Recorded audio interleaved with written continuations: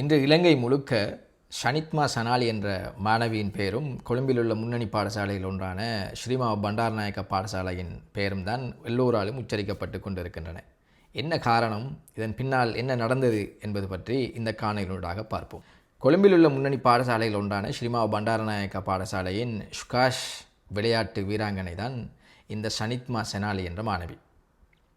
இந்த ஷனித்மா செனாலி என்ற மாணவி கடந்த வெள்ளிக்கிழமை 19ஆம் தேதி பாடசாலை நிர்வாகத்தினரால் ஏற்பாடு செய்யப்பட்ட இந்த கலர்ஸ் நைட் நிகழ்வின் போது தானாக முன்வந்து ஒளிவாங்கியை கையில் எடுத்து எல்லோருடைய எதிர்ப்புக்கு மத்தியிலும் தனக்கு ஒரு அநீதி இடம்பெற்றிருக்கிறது என்று குரல் கொடுத்திருந்தார்.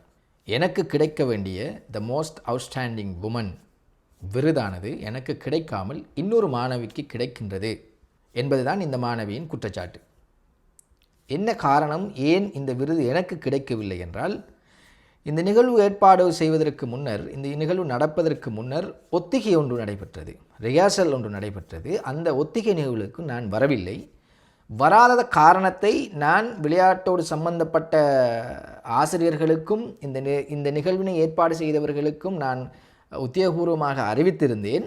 இருந்த போதிலும் நான் வராமையின் காரணமாக இந்த விருது எனக்கு கிடைக்காமல் இன்னொரு மாணவிக்கு கிடைக்கப்பெறுகிறது, கொடுக்கிறார்கள் இந்த பாடசாலை நிர்வாகம் என்பதுதான் இந்த மாணவி வைத்த குற்றச்சாட்டு. அதே நேரம் இந்த மோஸ்ட் அவுட்ஸ்டாண்டிங் விமன் விருதினை பெற்ற அந்த மாணவியும் ஊடகத்தினருக்கு கருத்தினை சொல்லியிருந்தார். இந்த விருதானது பாடசாலையில் இருக்கின்ற பேனல் முடிவு செய்யப்பட்டு எனக்கு வழங்கி இருந்தது. நானும் அந்த மாணவியும், அநீதிக்கு எதிராக குரல் கொடுத்த மாணவியும் நண்பர்கள், எங்களுக்குள் எந்தவித பிரச்சனையும் இல்லை என்று அந்த மாணவியும் ஊடகங்களுக்கு கருத்துக்களை சொல்லியிருந்தார்.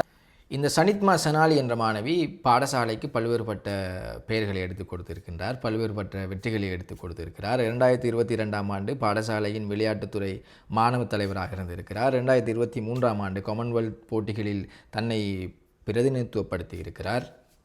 இப்படிப்பட்ட திறமையான மாணவிக்கு பாடசாலை சமூகத்தினரால் த மோஸ்ட் அவுட்ஸ்டாண்டிங் வுமன் விருது வழங்கப்படவில்லை என்பது எமக்கு வருத்தம் அளிக்கிறது. வருத்தம் அளிக்கக்கூடிய விடயம்தான். அதே சமயத்தில் அந்த மாணவி அநீதிக்கு எதிராக குரல் கொடுத்திருக்கிறார். அதுவும் பாடசாலை மட்டத்தில் பாடசாலை மாணவர்களிடத்தில் இப்படிப்பட்ட அநீதிக்கு எதிராக குரல் கொடுக்கக்கூடிய ஒரு தைரியம், குரல் கொடுக்கக்கூடிய அந்த முன்வரக்கூடிய அந்த பாங்கு என்பன எல்லோராலும் வரவேற்கக்கூடிய ஒரு விடயம்.